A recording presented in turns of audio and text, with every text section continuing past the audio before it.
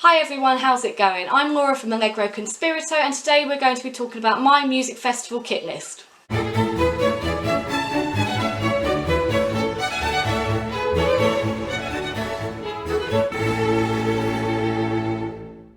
So I know a lot of the music festivals have been cancelled this year because of the dreaded C word, and I would have been going to see Rammstein a couple of days ago in Cardiff, but obviously that's now been moved to next year.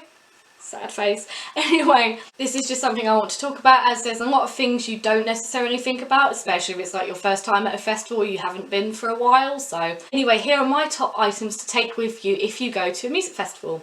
So sometimes we go for a day, sometimes we go for the weekend. Obviously if you're just going for the day, you don't need as much. You're either going home straight away afterwards or you can leave them at your hotel, depending obviously where you are. But anyway, these are items that you may want to take with you for the day or you would definitely need if you're going for a weekend. So the first thing I want to talk about is your tent. The most important thing if you're going for a weekend, or sometimes it's 4 or 5 days because you usually go a little bit earlier. So bear in mind your tent is going to be your home for the time that you're there. Trust me when I say that a 2-man tent does not sleep 2 people. It's barely enough room for 1 person, especially with your bag as well and your other stuff. So my advice to you is, however many people you're going with, if you're on your own then a 2-man would be fine, just about, but if you like a little bit more room, obviously go bigger. So if there's 2 of you going, then get a 3-man or a 4-man. If there's 6 of you going, then get an 8-man or a 10-man tent. Even, I don't even know if they go that high, but basically go a little bit bigger because trust me, you will value the extra space, especially when you're buying merch and other stuff there as well. Other thing is, don't forget to take spare guy ropes and tent pegs. And a magnet, don't forget a magnet, because if the ground's really hard, like it has been a couple of times, you are not just going to be able to push those in. Okay, so the next one on my list is a torch. Now it sounds so self-explanatory, but I don't know how many people, including myself, always forget to bring a bloody torch. So obviously when the day's finished at the festival, you'll be walking back to your tent and it is going to be dark, as most of the time they finish around 11:45, 11 o'clock at night.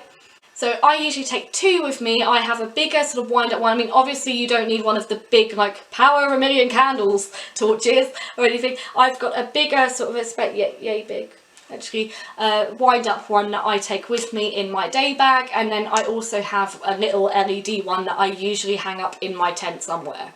Next thing I would say, it is so worth you definitely investing in a decent power bank for your phone. So the one that I used was around £45, but it charges my phone 5 times in that one thing. So some festivals have a stall where you can buy power banks and they sometimes have deals where it's like £20 for the whole weekend or something, and you go there and you buy a power bank and then when it's depleted you go back and swap it for a full one for the weekend for the same price. The other thing you can do as well is you can usually hire a little locker. They're very tiny, but they have USB ports, charging ports for your phone or your power banks, and a very good tip is to piggyback them. So you plug one into the main USB port and then you piggyback the others onto it, if you've got more than one, that is. Of course the other thing you can do is get 2 slightly cheaper ones. But trust me, obviously when you're in a tent in the middle of a field you have no electricity, so how are you going to charge your phone if you don't have a power bank? Okay, so the next one on my list is gaffer tape. Yes, I said gaffer tape. So you don't necessarily have to take the whole roll. A good little tip is, if you have a reusable water bottle, is to just wrap a few layers around that. Then you're not being weighed down by a whole roll of gaffer tape. But I just want to bring up a situation where it actually come in handy for us, because I always bang on about gaffer tape because no one ever remembers to take bloody gaffer tape. So I was at Download 3 years ago with a very good friend of mine and we both had our own 2-man tents, and we got there on the Wednesday. Festival starts on Friday. We got there early because we had further to go than a lot of people, but anyway, so we got there on the Wednesday and it absolutely bucketed it down overnight. I mean, seriously, it was torrential. It was awful. And my friend found out the hard way that the seams on his tent leaked both at the top and at the bottom. And the gaffer tape actually managed to seal them up for a time, but to be fair, most of his stuff still got wet because the tent was just absolutely, yeah. So what we did, as it was a lot cheaper than buying a new tent, because on site they will charge you through the nose for everything, they wanted over £70 for a 2-man pop-up tent. I know. Anyway, it was actually cheaper for us to buy a gazebo, put it at half height, a sheet of tarpaulin to cover my tent, because all the rain was then coming off the gazebo onto my tent. I was worried it was going to come through, even though I'd waterproofed it Another good tip, get some waterproof spray and waterproof your tent. Anyway, and a couple of windbreakers to go around us. We basically had our own mini fort for the weekend. It was absolutely incredible, but still. Don't forget your gaffer tape. And on that note, my next one is a reusable water bottle. So again, might sound self-explanatory, but not necessarily the thing you think of. So most stalls there will charge you absolutely through the nose for everything there. Basically, you want to try and avoid buying stuff on site if possible. Obviously, it's different when it comes to food. You can either do your own food or you can buy on site, but you're probably looking at about £10 a meal. Anyway, for like a bottle of Pepsi Max or something, you're probably looking about £3 or £3.50, if not £4. For a pint of beer, probably £5 to £8, if not £10, even depending on what beer it is and where you are. So all festivals have to provide running drinking water. So if you have a reusable water bottle, both on the campsite and in the main arena where all the stuff goes on, you can just fill up your water bottle and drink for free. It is just worth noting as well that when you go from the campsite to the main arena, your bottle does have to be empty. Some do let you in if it's sealed. If it's a new sealed bottle of water, they might let you in with it, but obviously for security reasons, your bottle must be empty and then you fill it up as you go in. The last must-have thing on my list is a decent pair of earplugs, or at least multiple pairs of the foam ones. Because the foam ones are really, really cheap and you can buy probably like 100 pairs for like £10 or something stupid. But talking from experience, I have the start of tinnitus where I've been to so many gigs and played in so many gigs, and I DJ as well, not wearing earplugs because I thought it wouldn't affect me or anything. Thankfully my tinnitus is not very severe at all, it's just every so often I'll just hear random humming. But it is so important whether you're a musician or not. If you like going to concerts, bear in mind most of them, especially metal bands, because we like being loud as hell. Usually it's louder than a jet plane taking off next to you. It is so important whether you're a musician or not to look after your ears properly, because you do not want to end up going deaf or getting tinnitus. As I said, the foam earplugs are relatively cheap, but if you're like me as a musician where I play a lot of gigs and I DJ and stuff, I spent around £60 on mine to be moulded to my ear, and they are proper musician ones because they let certain frequencies in and other frequencies they block out.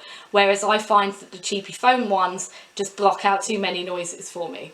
Okay, so just a few other helpful tips from me. If you are someone who takes regular medication, we also usually take some ibuprofen and paracetamol with us, but again, they will charge you through the nose for it. So we take our own. Make sure it is in a box that is clearly labelled what it is.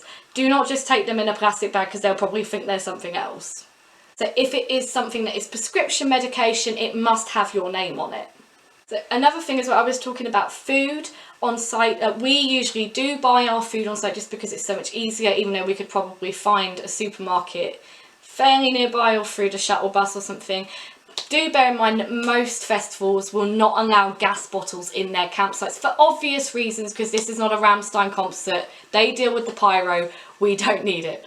So obviously your other options are just to eat snack food or to get a couple of portable barbecues, but of course bear in mind you do not have a fridge to keep meat in or anything, and that is going to go nasty within a couple of hours, especially if it's summer. So another tip for you, even though you want to pack as light as possible, because bear in mind sometimes the walk from the car park or where the shuttle bus gets off, so it's sometimes 20 minutes to half hour, and if you're carrying like loads of bags and loads of stuff, that's going to be horrendous. You do want to make sure you take enough clothes with you. Now, I have been in the situation before where I'm thinking, I'm only going for 4 nights or 5 nights, I will take 4 sets of clothes, whatever. And then one year I fell over in a massive mud pile, got absolutely covered in mud, and then I realised I didn't have a clean set of clothes to come home in because I hadn't packed a spare one. So I had to buy basically a whole new outfit from different vendors on site, merch and things like that, and it ended up costing me £60 to £70 just for this one outfit, just so I could come home in clean clothes, not caked in mud. So my advice to you is to take enough clothes with you for the nights that you're going, for the days that you're going to be there, and at least 1 if not 2 sets of spare clothes. So I will probably do a video at some point on how I pack these things, because we have a very concise way of doing it that keeps everything as compact as possible and less to carry. So my last tip to you is to only take with you what you can afford to lose. I would not take my Canon DSLR camera that cost a lot of money with me because I cannot afford to lose it. So I'm very lucky that I've never, touch wood, had anything stolen from me at a festival. I usually put a little padlock on my tent zip when I'm not there so people can't get in, but obviously it's just a tent. If they've got a knife, they can just slash it open. Not that hard.